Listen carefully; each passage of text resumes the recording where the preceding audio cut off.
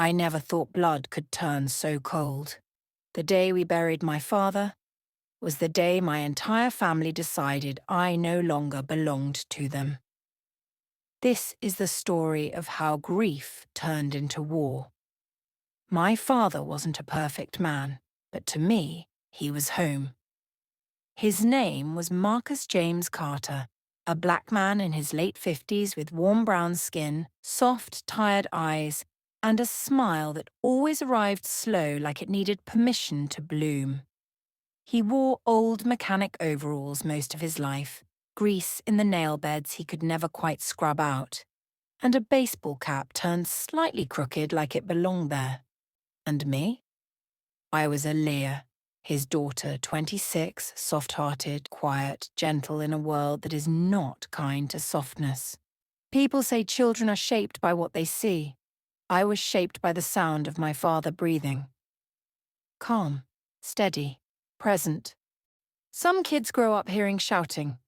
Some grow up hearing footsteps leaving. I grew up with the sound of my father humming blues while frying eggs. Even when we didn't speak, I felt loved. He never raised his voice at me. Not once. He had a way of correcting me by simply looking at me, and I would feel disappointed in myself without him having to say a word. His love was quiet, not flashy. A gentle river, not a storm. When I was little, we would sit on the front porch together on warm summer evenings, him with sweet tea, me with a melting popsicle, and he'd whisper stories about life. Baby girl, the world gone try to change you. Don't let it. Your softness is your strength. I didn't understand it back then, but I understand it now. The world tried to break me, and it was his softness inside me that saved me. It began with a cough, not a normal one, not the kind from dust or laughter, a deep one, dot heavy, like it was dragging something out of him that he didn't want to give up. Doctors said lung fibrosis, years of breathing in fumes and metal dust in that little auto shop he ran so he could afford to raise me alone. No mother, just us. He never once spoke badly of her, even though she left when I was 2. He only said, "People leave sometimes. It don't mean you weren't worth staying for." As he got sicker, I came home more. Less going out. Less time with friends. More time making soup, changing bed sheets, rubbing his back when he struggled to breathe. He would look at me with guilt sometimes and "You should be out there living, Aaliyah, not stuck here with me." And I would always answer, "Living is here." He'd smile then, slow, soft, full of love. Our family, or rather our blood relatives, didn't visit much, except when they needed something. My Uncle Tyrone, big voice, gold watch, always smelled like cheap cologne and expensive disappointment. My cousin Shanice, loud, dramatic, always searching for attention like it was air.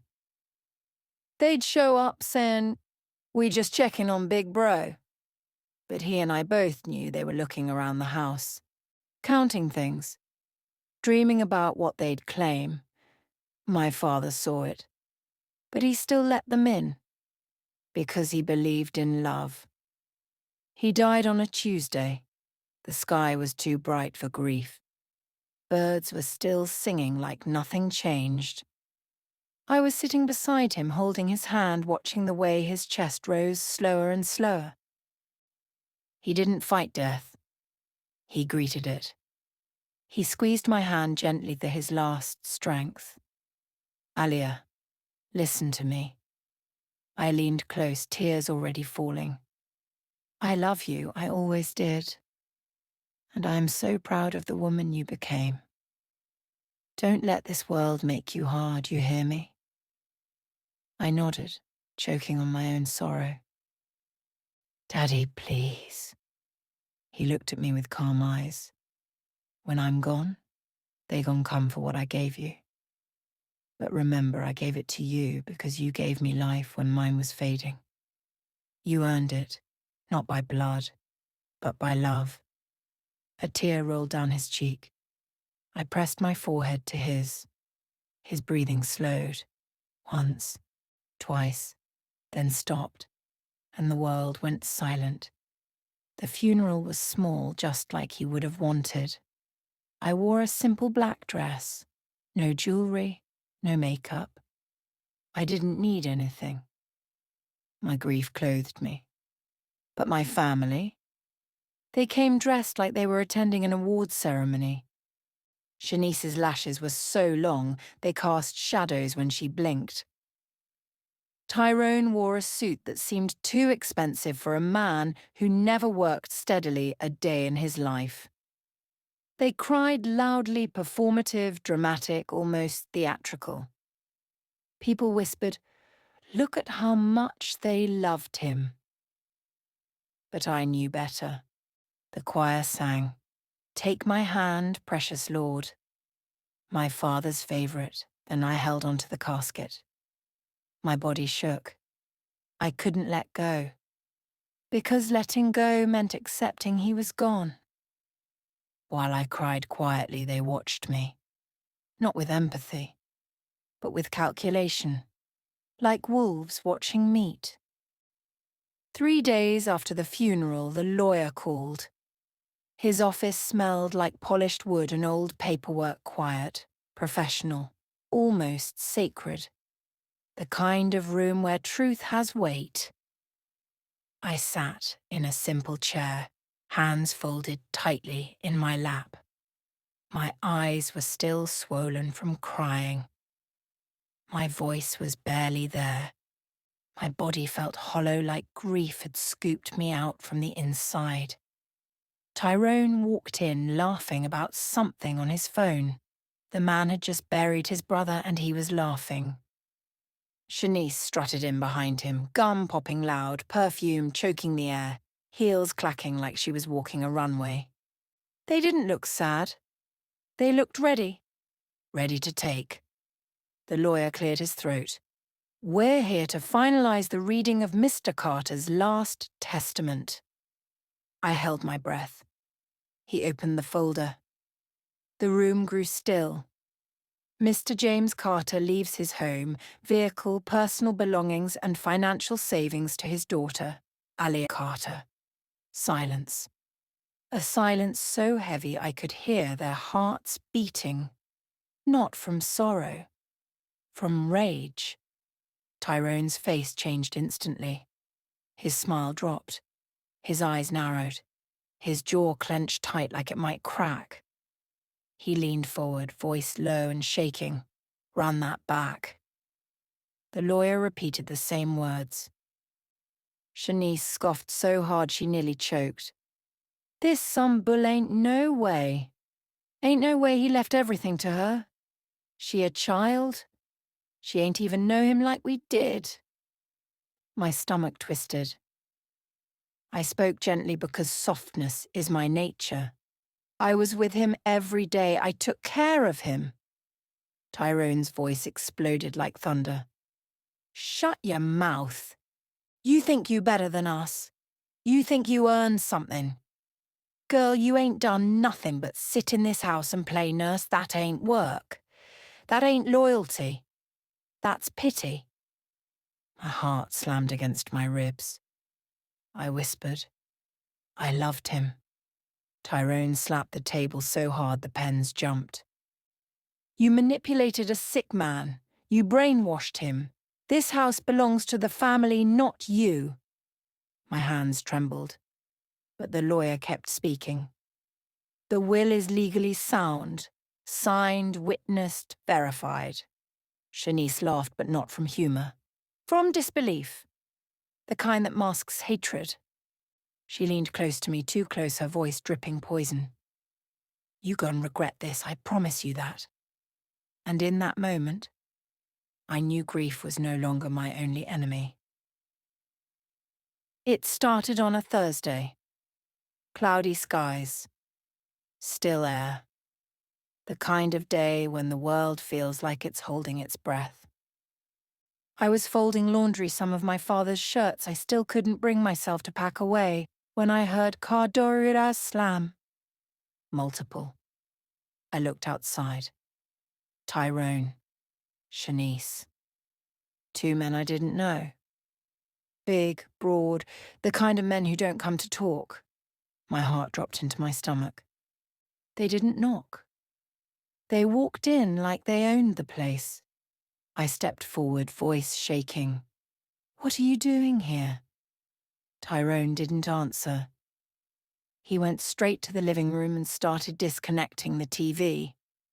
Shanice started gathering family pictures.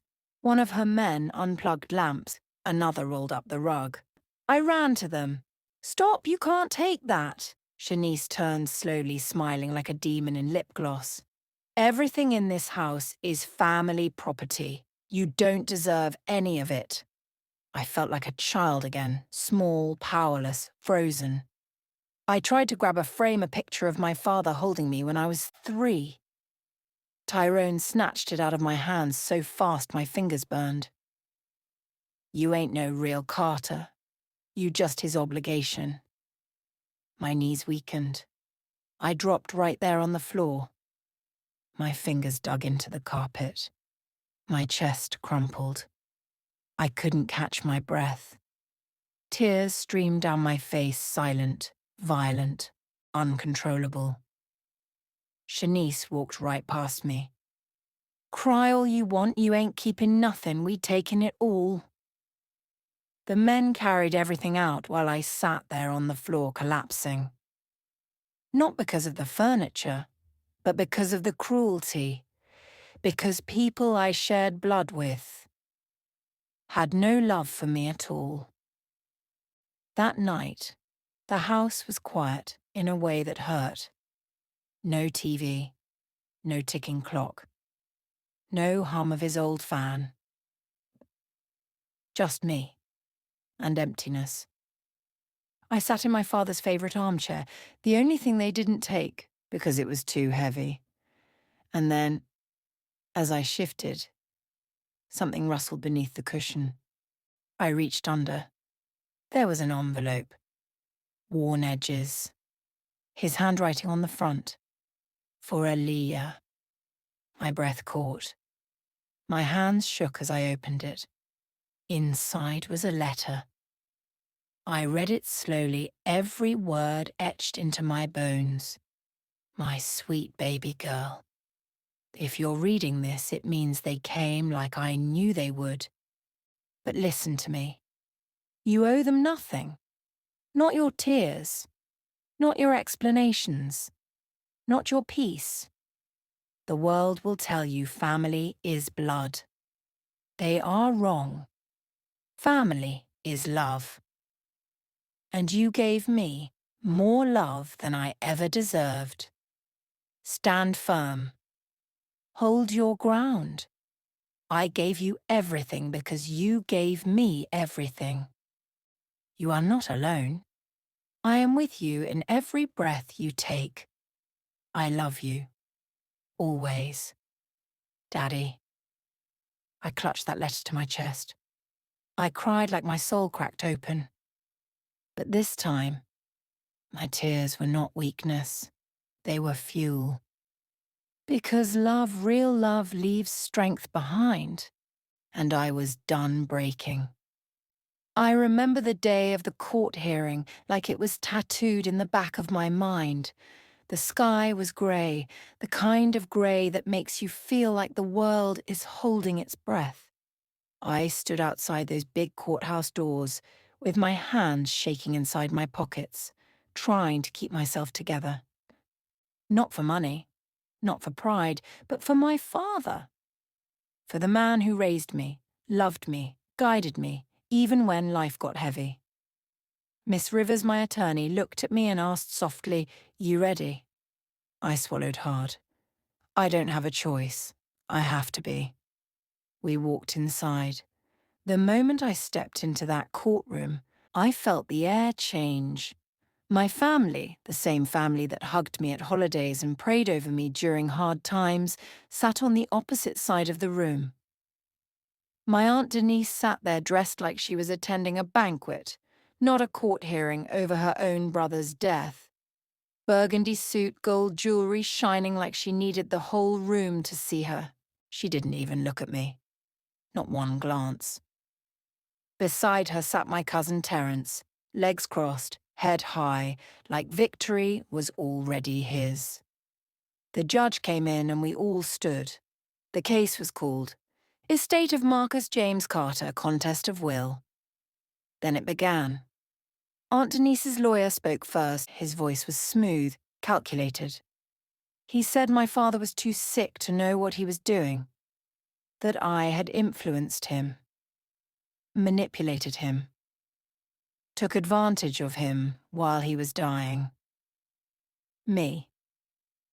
The daughter who slept in hospital chairs. The daughter who held his hand while he trembled. The daughter who fed him when he couldn't hold a spoon. I felt my heart burning behind my ribs. Then Miss Rivers stood, and the temperature in the room changed. She placed my father's notebook on the table, the one he gave me on his last day. The one I hadn't even opened yet. In her calm, steady voice, she said, Marcus made this decision clearly, intentionally, and out of love, not confusion. Then she called the first witness, Nurse Evelyn, and a woman who had seen everything. She took the stand and spoke gently. Yes, Marcus talked about Aaliyah every day. He said she gave him peace. He said she was the only one who stayed. A murmur ran across the room. My aunt's face tightened. Terence adjusted his tie, but it didn't stop there. Miss Rivers presented hospital sign-in sheets. Every visit for the last 5 years. My name. My handwriting. My timestamps. No Aunt Denise. No cousins. No siblings. Nobody else. It was like the room exhaled. Then she put up phone logs. Dozens of unanswered calls from my father to the same family claiming they cared. They never showed up. Not once. Not even when he called saying he couldn't breathe. My throat tightened, but I didn't cry. Then Miss Rivers looked at me and whispered, It's time. So I stood. My voice shook at first, but I didn't fall apart. I didn't stay with my father for money, I said. I didn't even know he changed his will. I stayed because I loved him, because he was my father, because he deserved not to be alone. I looked at Aunt Denise, not angry, just hurting. You all left him before he ever left us. I didn't. Silence. It was deep. Heavy. Real. Even the judge didn't speak for a moment there, because everyone in that room knew the truth now. This wasn't about property, or houses, or inheritance. This was about love, and who actually had it. The chapter ended there with the truth finally spoken out loud. But the battle wasn't over yet. Because when the verdict came, my family showed who they really were. The chapter ended there with the truth finally spoken out loud. But the battle wasn't over yet. Because when the verdict came, my family showed who they really were. I will never forget the way the courtroom felt that day. My chest was tight, my palms sweaty, but my heart was finally full of something I hadn't felt in weeks. Certainty. I had loved my father with everything I had. I had stayed by his side while the rest of our family vanished. And now I was finally going to see if the world recognized that truth. The judge cleared his throat. We have reviewed all evidence, testimonies, and the will in question. He paused. The kind of pause that stretches long enough to make your knees feel weak. Every eye in that room was on me. Aunt Denise's face was stone. Terence's smug confidence had evaporated, replaced with a flicker of fear. The court reporter tapped her pen nervously. The judge continued. It is clear that the deceased, Marcus James Carter, was of sound mind when he drafted his will. His intent was made plain through documentation, witnesses, and personal testimony. Therefore, the will stands. My hands shook. Relief coursed through me like electricity. I wanted to scream, to cry, to throw myself into the nearest arms, but I stayed rooted to the floor. All assets, property, financial accounts, and personal belongings are to be awarded to the named beneficiary, Aaliyah Carter. A hush fell over the courtroom.